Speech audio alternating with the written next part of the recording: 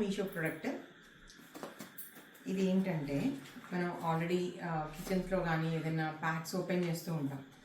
Open చేసిన packs close చేయకపోతే బొద్దింకలు, చీమలు అన్నీ పట్టేస్తుంటాయి కదా. సో అందుకోసం దాన్ని ప్యాక్ చేసేది అనమాట.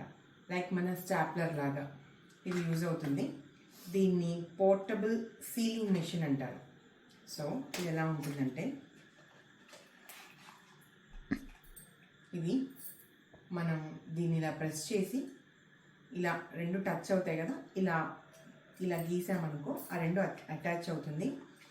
ఇది చార్జబుల్ మోడ్, దీన్ని ఛార్జర్ పెట్టుకోవచ్చు. ఇది సి టైప్ ఛార్జర్లా ఉంది. సో ఇక్కడ ఛార్జింగ్ పిన్ ఉంది, ఇక్కడ పవర్ బటన్ ఉంది. పవర్ బటన్ ఆన్ చేసి మనం ప్రెస్ చేస్తే ఇది వర్క్ అవుతుంది. పవర్ బటన్ ఆఫ్ చేసేసేయచ్చు. అండ్ దీని యూజర్ మాన్యువల్ కూడా క్లియర్గా ఇచ్చాడు. సో ఇందులో చదువుకోవచ్చు మనం యూజర్ మాన్యువల్లో. ఛార్జర్ ఇండికేషన్ ఉంది, ఇక్కడ మనకి ఛార్జర్ ఇండికేషన్ ఉంది. ఇది ఛార్జింగ్ అయిపోయింది అంటే ఇక్కడ లైట్ బ్లింక్ అవుతుంది. నెక్స్ట్ ఇది వచ్చేసి మ్యాగ్నెట్. సో ఇప్పుడు మనం రిఫ్రిజిరేటర్కి దానికి ఇది ఎక్కడో పెట్టి మర్చిపోయాం అయ్యో అని సెర్చ్ చేసుకోకుండా, జనరల్గా అందరి ఇళ్లలో జరిగేది అదే కదండి, ఎక్కడో చాలా జాగ్రత్తగా పెడతాం కానీ టైంకి మాత్రం అది గుర్తురాదు. సో ఇలా మ్యాగ్నెట్ అనమాట. ఇది పేస్ట్ చేస్తే మనం ఫ్రీజర్కి కానీ అలా జస్ట్ ఇలా పేస్ట్ చేసేసి కావాలన్నప్పుడు తీసుకొని యూజ్ చేసి మళ్ళీ పెట్టేసేది. ఈ మ్యాగ్నెట్ నేను ఇప్పుడు ఫస్ట్ పేస్ట్ చేస్తున్నాను.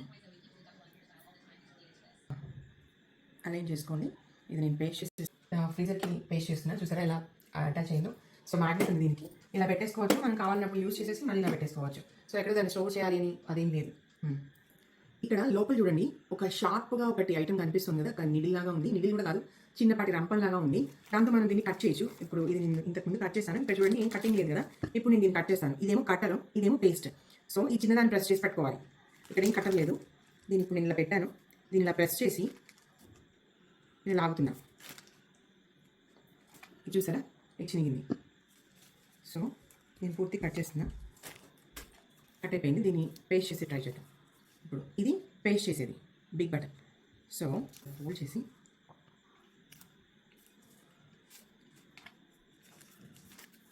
ఇది చూడండి, ఇది పేస్ట్ అయిపోయింది. ఈ పార్ట్ వరకు నేను పేస్ట్ చేసేసాను.